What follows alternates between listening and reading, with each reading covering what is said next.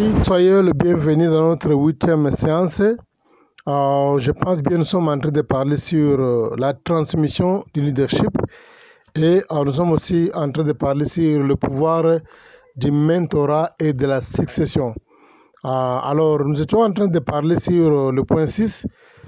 J'étais en train de dire que, j'étais en train de parler sur le point 6 de notre 7e audio, ou bien de notre 7e séance. On disait que non, si tu es un vrai leader qui a réussi dans ta mission, quand tu as des disciples qui deviennent des leaders, et ces disciples-là doivent devenir des mentors, c'est-à-dire les gens qui sont capables de mentoring les autres, d'encadrer d'autres personnes.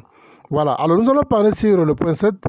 Tout ce que je connais, je l'ai appris aussi chez les autres et je dois faire un effort pour le passer aussi à la nouvelle génération. Rappelez-vous, la fois passée, nous avons dit que quand Dieu t'adresse, c'est aussi un moyen qu'il est en train de s'adresser à une autre génération. Dieu ne s'adresse jamais à un individu. Quand Dieu t'adresse, quand Dieu te parle, il est en train aussi de parler à la personne qui est derrière toi ou bien à la génération remplaçante, la génération qui viendra juste après toi. On doit avoir cet esprit-là, de mourir et laisser un héritage. L'héritage dont je parle ici, je parle de l'héritage en termes spirituels. Comme j'avais dit précédemment, qu'un vrai leader n'investit pas dans le bien matériel. Le Seigneur est mort, il n'a pas laissé des immeubles, il n'a pas laissé des constructions, il n'a pas laissé des châteaux, il n'a pas laissé des mansions qu'on appelle le villa, mais il a investi, il n'a pas investi dans le bien matériel, mais le Seigneur, il a investi dans la vie des apôtres, il leur a laissé un héritage. C'est pourquoi j'ai toujours eu la passion, la conviction avant ma mort de laisser les enseignements, plus même de 500 enseignements disponibles dans YouTube, puisque ça va bénéficier à la génération suivante, la génération remplaçante. Même les audios aussi, quand je vous envoie les audios, ce n'est pas seulement à vous que je suis en train d'envoyer, mais je suis en train de viser la génération qui va nous remplacer après notre mort, si jamais le Seigneur ne va pas venir à notre heure. Voyez, c'est-à-dire quoi? Le point 7, c'est aussi l'un des points qui est tellement important, puisque dans le point 7, nous sommes en train de parler sur la connaissance, comment transmettre la connaissance que tu as acquis pendant plusieurs années, tout ce que tu as appris, tout ce que tu as accumulé, tu dois être capable de passer ça à une autre génération. C'est ça le point 7. Comment tu peux avoir un successeur que tu n'as pas laissé les bagages?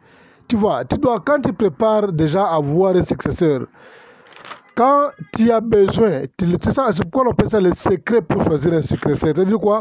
Ce sont des secrets, ce sont des choses qui sont profondes. Tu dois avoir d'abord la pensée de l'initié, même la pensée de l'initié, de lui communiquer tout ce que tu as acquis, tout ce que tu as accumulé, tout ce que tu as acquis, appris, accumulé pendant toute ta vie. Tu dois être capable de transmettre ça aussi aux successeurs, à une autre génération qui va te remplacer. Voyez, alors si tu n'es pas à mesure de transmettre les bagages que toi tu as reçus à une autre génération, c'est-à-dire tu es quelqu'un qui voit l'échec, tu es un leader qui a échoué lamentablement. Et tu n'as pas droit à l'honneur puisque tu as échoué, tu as vraiment échoué. Donc tout ce que j'ai appris, le point 7, vraiment c'est un point qui est tellement important. Tout ce que j'ai reçu, tout ce que j'ai acquis, tout ce que j'ai appris dans ma vie, je dois faire un effort possible pour transmettre ça aussi à une autre génération. Je dois léguer quelque chose, je dois laisser un héritage. Quand je meurs, quand je partirai, quand je serai absent, je dois faire un effort pour laisser un héritage. Il ne faut rien cacher, tout ce que tu as reçu, sois capable de transmettre ça au profit des autres. Alors quand tu mourras, quand tu vas te déplacer un jour, que ces gens ici ne soient pas en difficulté. Voyez, alors, je pense bien avec le point 8, nous allons vraiment, donner un exemple, puisque avec l'exemple, ça va permettre de mieux comprendre. Alors, nous allons parler sur la parabole du serviteur impitoyable. Pourquoi nous voulons parler sur la parabole du serviteur impitoyable? Nous voulons seulement vous faire voir qu'il ne faut jamais arrêter la chaîne de la transmission. Il ne faut jamais casser, il ne faut jamais briser la chaîne de la transmission. La transmission, c'est une chaîne qui va passer devant toi et tu dois laisser la main libre et que la chaîne puisse continuer à passer. Tu mets seulement ta part et tu laisses la chaîne passer librement. Tu ne faut jamais couper ça. Quand tu coupes ça, la génération suivante, bien la génération remplaçante ne va rien bénéficier. Donc c'est pourquoi on a toujours appelé ça une chaîne qui est passante. Donc il ne faut jamais briser, il ne faut jamais arrêter la chaîne. Il faut faire un effort pour que tu puisses passer aussi la chaîne à une autre génération, ou bien à la génération remplaçante. Voilà. Nous voulons parler sur la parabole du citoyen, plutôt du serviteur impitoyable. Ça se trouve dans Matthieu chapitre 18, le verset 21 jusqu'au verset 35.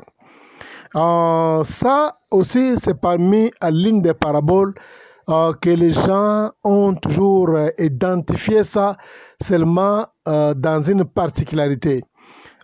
Cette parabole n'a jamais été donnée avec, comment dirais-je, avec seulement la pensée du pardon.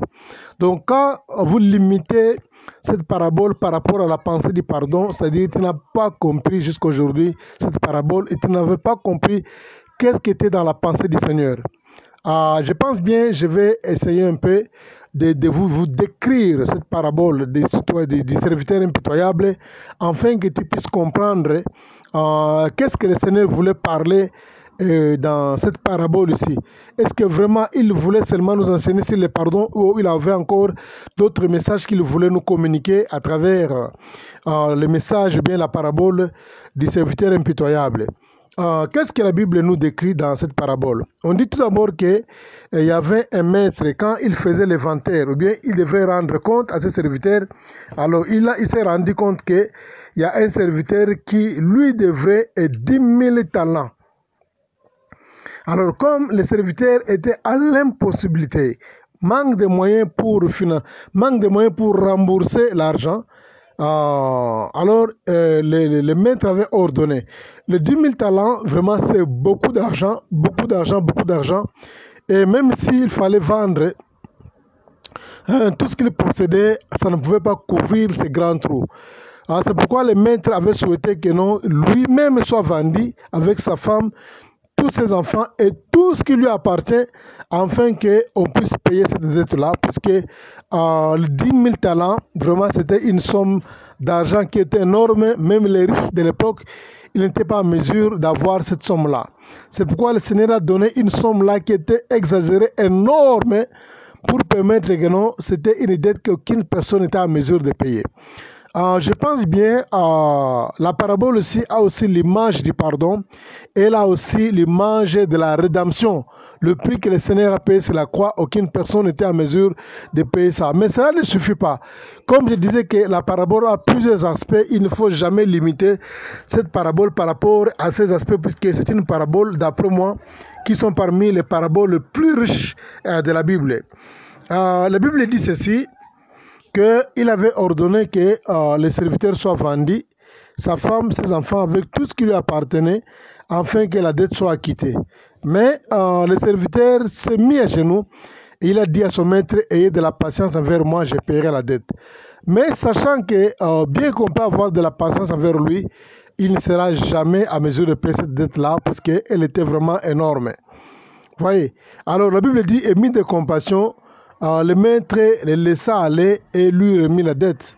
C'est ça l'histoire. Voyez. Alors, qu'est-ce qui arrive maintenant? Maintenant, la personne à qui on avait remis la dette, le serviteur là, la Bible dit, en partant, il a vu encore quelqu'un qui lui devrait 100 deniers. 100 deniers, vraiment, je ne sais pas. Ici, chez nous en Afrique du Sud, on appelle ça le coins. Vous voyez, coins, c'est-à-dire, ce sont les pièces, voilà, l'argent en pièces, l'argent qui sont en pièces là-bas, l'argent en pièces, ce sont une petite somme d'argent qui ne coûte pas. Je pense bien qu'on peut acheter les beignets, ou bien les arachides, ou bien tu peux acheter une banane, ou bien une pomme. Donc, 100 deniers, c'est une petite somme d'argent. Alors, il a vu un serviteur, une personne qui lui devrait aussi 100 deniers. Maintenant, comparez le montant de 10 000 talents et par rapport au 100 deniers. Alors qu'est-ce que le méchant fait? Il a pris la personne, la Bible dit, le premier verbe qu'on a utilisé d'abord dans la parabole, on dit il lui a étranglé. Étranglé, c'est-à-dire qu'il voulait lui couper le souffle de vie. Et le deuxième verbe, il a pris ce serviteur-là, et bien son ami, il lui a jeté dans la prison. Maintenant, ses compagnons, leurs sentiments, leurs émotions étaient quoi? Ils étaient profondément touchés et attristés. Et ils sont allés voir les maîtres. Quand ils ont parlé au maître, les maîtres étaient tellement fâchés. Alors, quelle était la réaction de ce maître? Le maître a dit que de la même manière que je lui ai remis la dette, il allait aussi faire de la même façon pour remettre la dette de celui qui devrait 100 deniers. Comment expliquer que de 10 000 talents je lui ai pardonné et il ne peut pas être en mesure de pardonner, de laisser aller quelqu'un qui lui doit seulement 100 deniers? Alors la Bible dit, le maître était tellement fâché et le maître l'avait fait arrêter et il lui a jeté dans la prison jusqu'à ce qu'il paya sa dette. Voyez. Alors comment nous devons comprendre ici? Le problème avec ce serviteur ici, c'est quoi? C'est-à-dire qu'il avait coupé la chaîne. Le pardon est une chaîne qu'on ne peut jamais couper. Donc, de la même manière qu'on a posé les bons actes dans ta vie, de la même manière, tu dois aussi le faire dans la vie des autres. Alors, quand je dois prendre cette parabole-là, je suis en train d'identifier cette parabole comme étant une parabole riche. Par rapport à quoi? Par rapport à la chaîne qu'on ne doit pas couper. Vous êtes un leader.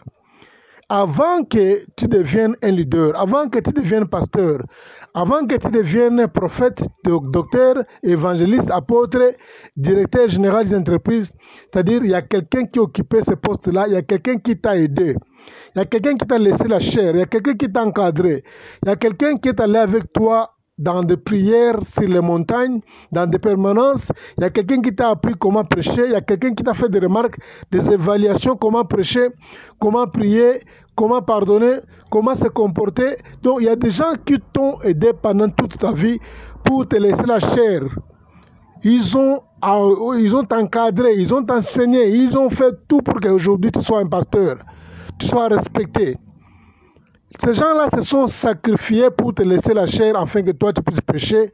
Aujourd'hui, pour qu'aujourd'hui qu'on puisse t'honorer. Ils t'ont laissé la chair, ils t'ont laissé l'espace pour exprimer tes dons, pour exprimer les talents, pour exprimer ton appel, pour exprimer tes charismes. Ils t'ont laissé l'espace. Alors pourquoi toi tu dois casser la chaîne, tu dois briser la chaîne au lieu de laisser la chaîne passer?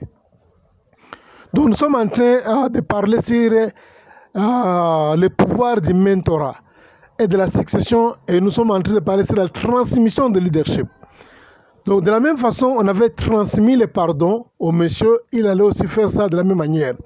De la même manière que quand tu es venu, quand tu es converti, il y a les gens qui t'ont aidé à encadrer, il y a les gens qui t'ont laissé la chair à prêcher, il y a les gens qui t'ont initié à prêcher. Ce n'est pas facile, mais ils ont accepté. Ton père spirituel a accepté de se mettre sur le banc pour t'écouter. Avec toutes les erreurs que tu commettais là-bas, avec tous les français, les orthographes de grammaire, tout consort que tu commettais là-bas, avec toute la lenteur, avec, avec tout le tâtonnement que tu avais au début quand tu tremblais encore là-bas. Il y a les gens qui ont accepté que tu puisses passer dans de telles conditions pour que tu puisses prêcher la bonne nouvelle. Alors il ne faut jamais arrêter cette chaîne-là. Ayons l'esprit de la transmission de leadership, ayons l'esprit du pouvoir du mentorat et de la transmission. Ne coupez jamais la chaîne, ne brisez jamais la chaîne, laissez la chaîne passer. Maintenant, quand vous bloquez les gens, quand vous étouffez les gens, c'est alors qu'on t'appelle les serviteurs impitoyables, puisqu'on t'a fait la grâce, on t'a laissé la chair, on t'a encadré, on t'a formé.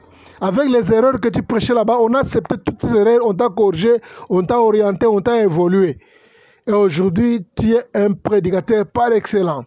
Tu es un docteur de la parole de Dieu. Tu es un enseignant comme moi. Alors comment tu n'es pas à mesure de laisser aussi la chair aux autres? Comment tu n'es pas à mesure de penser à te rendre moins important? Comment tu n'es pas à mesure de produire d'autres leaders? Comment tu n'es pas à mesure de diminuer la dépendance des disciples envers toi?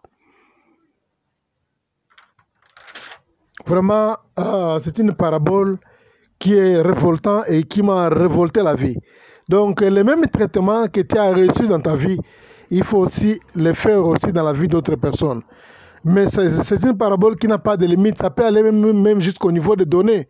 Il y a les gens qui ont contribué pour ton ministère, pour que tu sois grand. Il y a les gens qui ont contribué aujourd'hui pour que tu sois tel que tu es aujourd'hui. Et tu dois aussi continuer la même chaîne et faire aussi de la même manière afin que les gens aussi deviennent grands. Il y a les gens qui ont tout fait aussi, qui ont gêné pour toi, qui ont prié pour toi. Il y a les gens qui ont intercédé.